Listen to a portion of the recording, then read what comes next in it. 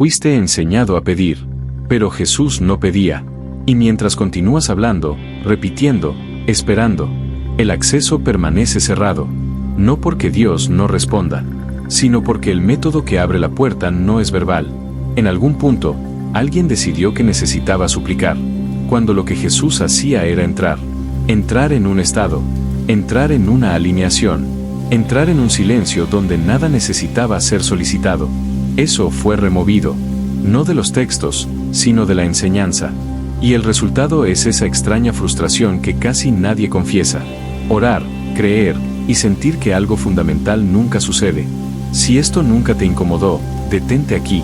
Pero si una parte de ti siempre supo que algo fue omitido, entonces ahora tiene sentido continuar.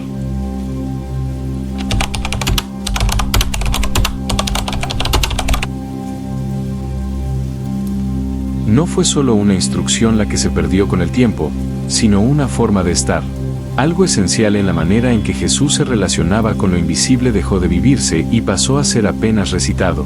Las palabras permanecieron, pero el estado que las sostenía dejó de cultivarse.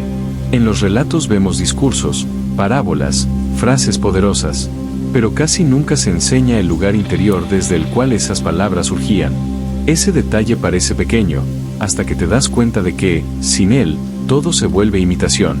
La práctica continúa, pero la fuerza se disipa. Es como repetir un gesto sin comprender el centro que lo organiza. El estado interior no sobrevive a la institucionalización. No puede ser empaquetado, controlado ni distribuido en masa.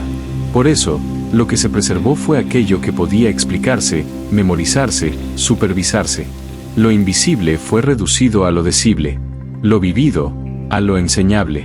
Y entonces algo empezó a suceder en silencio. Las personas comenzaron a orar correctamente, pero sin presencia. A creer sinceramente, pero sin alineación. A repetir fórmulas antiguas mientras sentían una desconexión que no sabían nombrar. No era una crisis de fe, era ausencia de acceso. Jesús no operaba desde la ansiedad de quien espera una respuesta. Se movía desde una coherencia interior que antecedía cualquier acción externa. Antes de hablar, se recogía.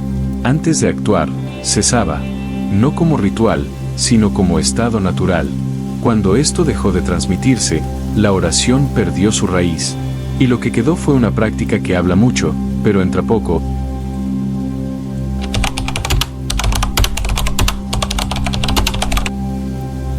En algún momento, casi sin anuncio, la oración dejó de ser un movimiento interno y pasó a funcionar como un procedimiento. Algo que se hace siguiendo etapas conocidas: hablar, pedir, repetir, esperar. Un flujo predecible, casi mecánico. La intención permaneció sincera, pero la práctica comenzó a operar como si la espiritualidad respondiera a protocolos. Como si la fuerza estuviera en la insistencia, en la cantidad de palabras, en la emoción puesta en la petición. Este desplazamiento fue sutil. No ocurrió de un día para otro. Primero, la atención salió del estado y fue hacia la forma. Luego, de la presencia al contenido. Poco a poco, orar pasó a significar decir algo a alguien, en lugar de entrar en algo. La relación con lo invisible se volvió externa, proyectada hacia afuera, como si la fuente estuviera distante y necesitara ser activada a la fuerza. Ahí es donde nace la frustración silenciosa que muchos cargan. Oras, crees, haces todo tal como aprendiste, y aún así, sientes que no hay una respuesta real. No un no claro, sino un vacío, un retraso indefinido, una sensación de estar hablando sin ser escuchado, o peor, de estar siendo escuchado, pero no accedido. Eso corroe por dentro, porque la persona empieza a sospechar de sí misma. ¿Falta fe? ¿Falta merecimiento? ¿Falta intensidad? Pero, ¿y si el problema no está en ti, ni en Dios, ni en la sinceridad de la petición? ¿Y si la práctica fue reducida a un gesto incompleto? Cuando la oración se convierte en procedimiento, pierde el elemento más importante, la transformación del estado interno antes de cualquier palabra. Sin eso, la petición nace de la fragmentación, de la ansiedad, de la carencia, y lo que emerge de ahí no es acceso, sino espera. Una espera larga, cansadora, muchas veces resignada. Jesús no oraba para mover algo externo en algún lugar distante. Él se movía primero, se ajustaba por dentro, y solo entonces hablaba, cuando hablar aún era necesario. Tal vez el malestar que sientes no sea duda espiritual. Tal vez sea memoria.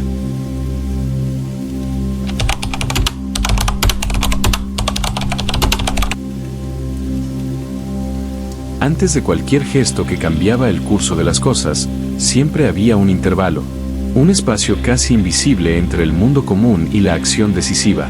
Ese intervalo rara vez recibe atención, porque no impresiona. No hay espectáculo, no hay palabras llamativas, no hay enseñanza directa. Y, aún así, está ahí, una y otra vez, como un patrón silencioso que precede todo lo que realmente importa.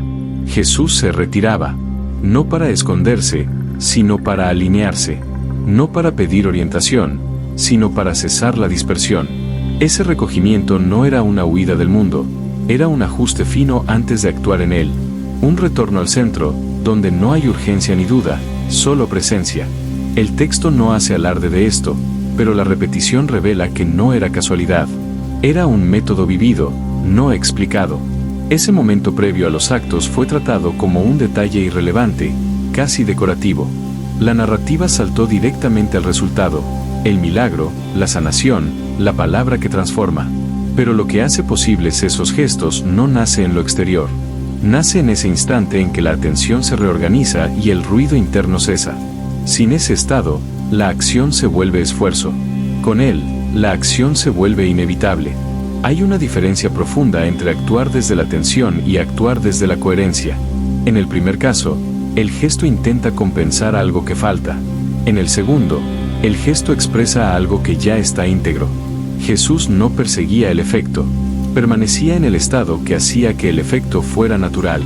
Por eso no había prisa, no había teatralidad, había precisión. Cuando este patrón deja de percibirse, la espiritualidad pasa a imitar solo el resultado. Las personas intentan reproducir palabras, gestos, rituales, pero ignoran el campo interno del que todo eso emergía. Es como intentar tocar una música sin afinar el instrumento. El sonido sale, pero algo siempre suena mal. Tal vez el secreto nunca haya sido lo que Jesús hacía en público. Tal vez siempre haya sido lo que hacía antes.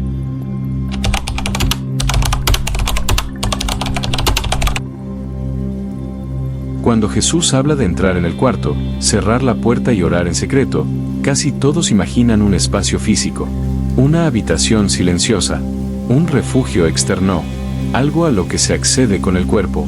Pero esa lectura siempre fue superficial, porque ninguna pared es capaz de aislar aquello que realmente dispersa la atención, y ningún lugar físico, por sí solo, produce el estado al que él se refería. La sala no es un lugar, es un movimiento, un desplazamiento de la atención que sale del ruido y regresa al centro, un recogimiento que no depende del escenario, sino de la presencia.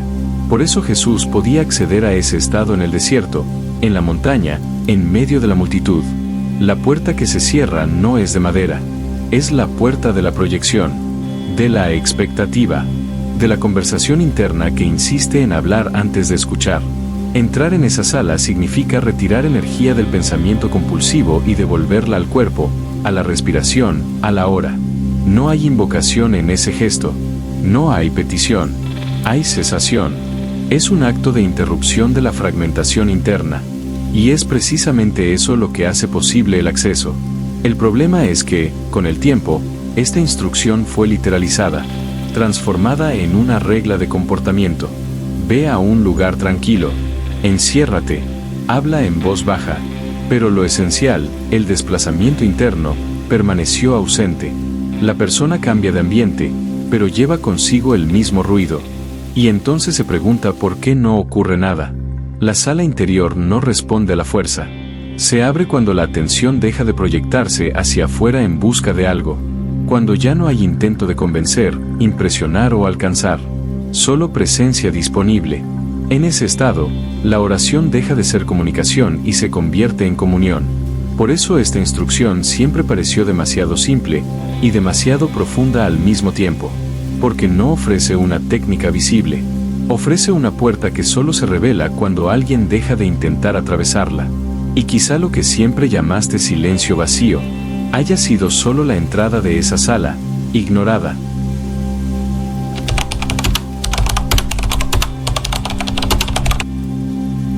A medida que la fe fue organizándose, algo delicado comenzó a suceder. Lo que antes era vivido pasó a ser explicado.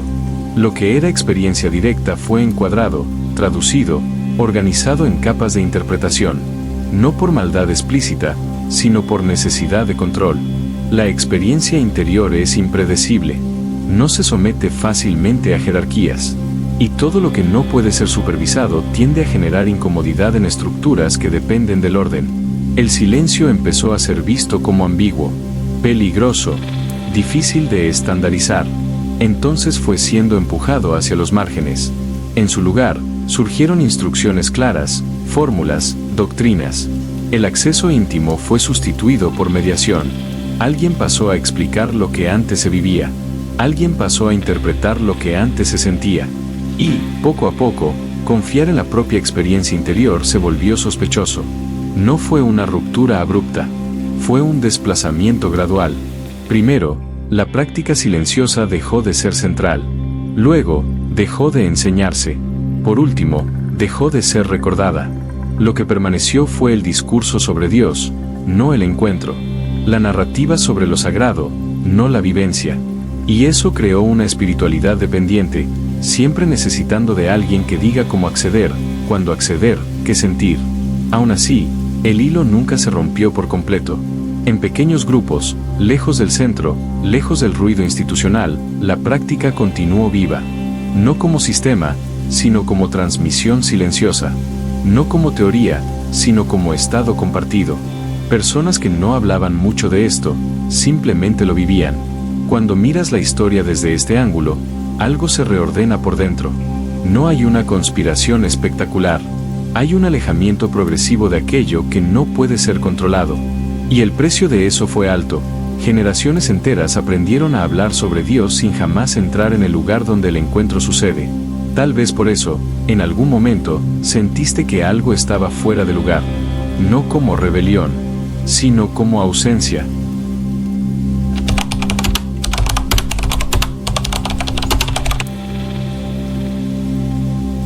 El mayor equívoco nunca estuvo en las palabras de la oración, sino en la forma en que fueron comprendidas. En algún punto, se comenzó a creer que la eficacia espiritual dependía de la intensidad de la petición.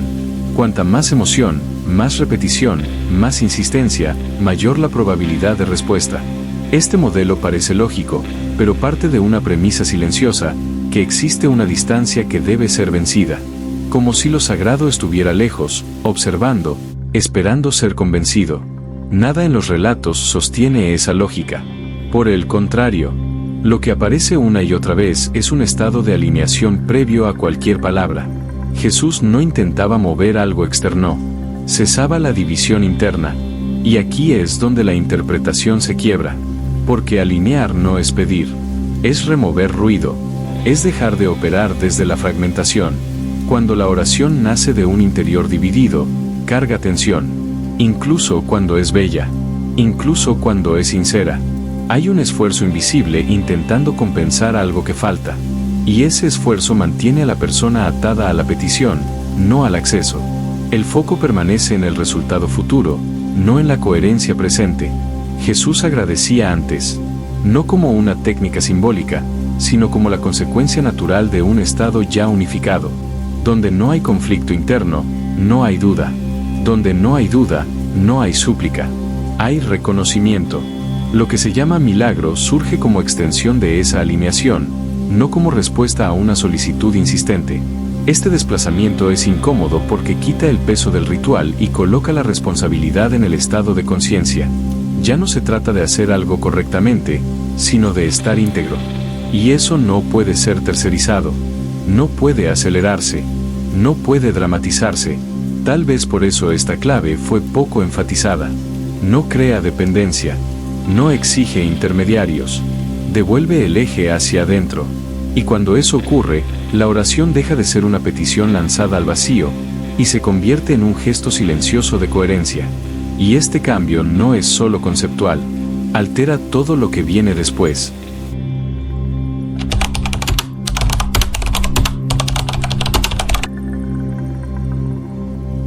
Existe una diferencia clara entre actuar para alcanzar algo y actuar desde algo. En el primer caso, La acción nace de la carencia. En el segundo, emerge de la presencia. Esta distinción cambia por completo la naturaleza del gesto. Cuando alguien actúa intentando obtener poder, reconocimiento o respuesta, cada movimiento carga tensión. Hay expectativa, cálculo, esfuerzo. Cuando la acción surge de la presencia, no intenta producir un efecto, expresa un estado ya estabilizado. Jesús no hablaba para convencer, no tocaba para probar, no se movía para demostrar autoridad, simplemente se volvía disponible a aquello que ya estaba presente. Y de esa disponibilidad surgía la acción correcta, en el momento exacto, sin exceso y sin vacilación. No había dramatización porque no había duda. No había ansiedad porque no había separación. Este punto suele ser mal comprendido. Muchos creen que actuar desde la presencia significa pasividad. Pero es lo contrario. La acción que nace de la presencia es precisa. No desperdicia energía. No se anticipa. No reacciona. Ocurre cuando el campo interno es lo suficientemente coherente para sostenerla. Cuando la espiritualidad ignora este principio, el ego asume el mando. La persona empieza a actuar para sentir algo, para obtener confirmación, para producir señales. El gesto se vuelve pesado, forzado, y aun cuando hay resultado, cobra un precio interno, cansancio, confusión, dependencia. Jesús no operaba desde ese lugar. No necesitaba convencerse de nada. Por eso podía esperar. Podía guardar silencio. Podía retirarse. Y cuando actuaba, el gesto parecía inevitable, como si ya estuviera en movimiento incluso antes de suceder. Esta es una de las diferencias más sutiles y más profundas entre una conciencia alineada y un ego activo. El ego actúa para llegar. La presencia actúa porque ya llegó. Y mientras esta diferencia no sea sentida por dentro, la práctica espiritual seguirá siendo esfuerzo disfrazado de devoción. Tal vez la verdadera enseñanza nunca haya sido haz como yo hago, sino estate como yo estoy.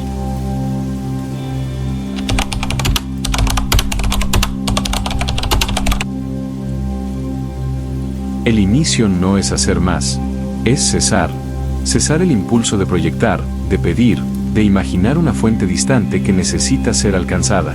El primer umbral no exige un esfuerzo adicional, sino la interrupción del esfuerzo habitual. Es un movimiento contraintuitivo, porque todo lo que fue enseñado apunta a la actividad, hablar más, pensar mejor, sentir con más intensidad. Aquí, el gesto es otro. Dejar de hablar con Dios en la cabeza. Dejar de organizar frases internas. Dejar de ensayar peticiones. El acceso comienza cuando la atención desciende. Sale de la narrativa mental y regresa al cuerpo. A la respiración simple. A la sensación inmediata de estar presente. No hay visualizaciones elaboradas, no hay imágenes sagradas, no hay palabras especiales. Solo hay la decisión de permanecer donde los pensamientos no mandan. Este umbral es incómodo para muchos, porque en el silencio, el control disminuye. No hay garantía de que algo ocurra. No hay retroalimentación inmediata. Y el hábito de la mente es producir movimiento para evitar ese vacío. Por eso muchos se detienen aquí, no por incapacidad, sino por impaciencia. El primer umbral no entrega experiencias espectaculares, entrega estabilidad, una sensación sutil de integridad, como si algo que estaba disperso comenzara a reunirse. Es fácil confundir esto con aburrimiento o falta de profundidad, cuando en realidad es el fundamento de todo lo que viene después. Jesús no enseñaba técnicas complejas porque el acceso no es complejo. Es demasiado simple para una mente entrenada a complicar. Permanecer, respirar, sentir, no como ejercicio, sino como estado. Si atraviesas este primer umbral, algo cambia silenciosamente. La oración deja de ser un acto que haces, y comienza a convertirse en un lugar donde estás. Y eso, aunque parezca pequeño, altera todo el camino por delante.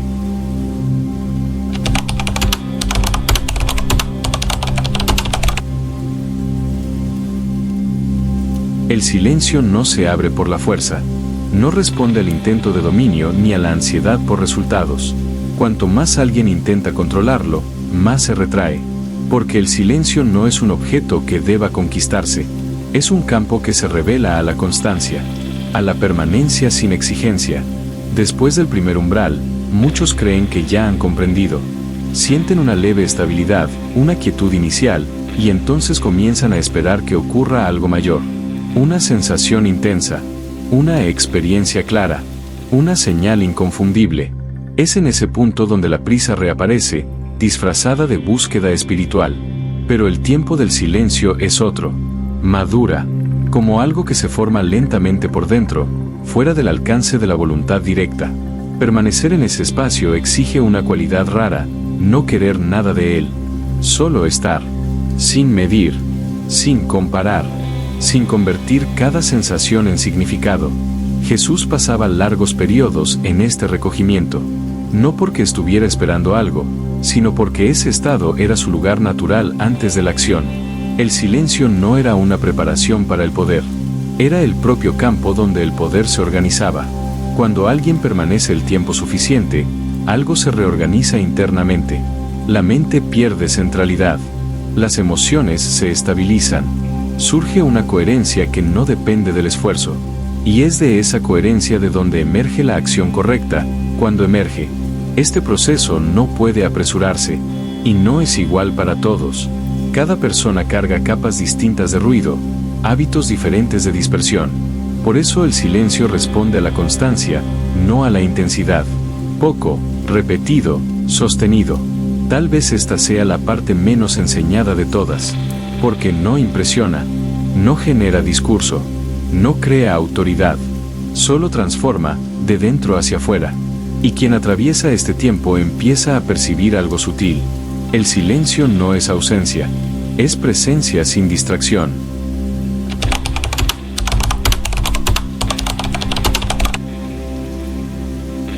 Después de que el silencio se estabiliza, surge un segundo umbral. No se anuncia, no llega con señales claras, y casi nunca es reconocido en el momento en que ocurre. No es una experiencia intensa ni un estado exaltado. Por el contrario, es discreto, casi invisible, y precisamente por eso, profundamente transformador. Este umbral no se revela a la curiosidad. Quien se aproxima esperando algo extraordinario pasa por él sin darse cuenta. Se abre solo para quien permanece sin intención de obtener, para quien continúa incluso cuando no hay novedad, incluso cuando el silencio parece igual al del día anterior. Aquí, algo fundamental cambia. La práctica deja de ser algo que haces y pasa a ser algo que sucede. Ya no hay esfuerzo por entrar, ya no hay intento de sostener. El estado comienza a sostenerte a ti. La presencia no necesita ser invocada, está ahí, antes de cualquier gesto. No todos llegan a este punto, no por exclusión, sino por abandono. La mayoría desiste cuando percibe que no hay recompensas visibles inmediatas. Pero quien atraviesa este umbral percibe que la verdadera transformación no está en lo que se siente, sino en lo que deja de ser necesario. El ego pierde protagonismo. La necesidad de controlar, interpretar, confirmar, disminuye. Las acciones se vuelven más simples. Las palabras, más precisas. El silencio acompaña incluso en movimiento, incluso en medio del mundo. Desde este lugar, los gestos de Jesús se vuelven comprensibles, no como hechos sobrenaturales, sino como expresiones naturales de un estado profundamente alineado. No había esfuerzo por acceder, había permanencia. Este umbral no puede explicarse sin ser traicionado. Solo puede ser reconocido por quien lo atraviesa. Y una vez atravesado, no hay retorno al modo anterior de operar. Tal vez por eso nunca fue anunciado. No necesita invitación. Responde únicamente a la continuidad.